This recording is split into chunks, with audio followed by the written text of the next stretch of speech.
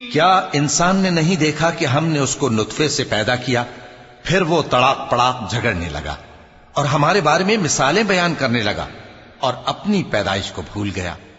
کہنے لگا کہ جب ہڈیاں بوسیدہ ہو جائیں گی تو ان کو کون زندہ کرے گا؟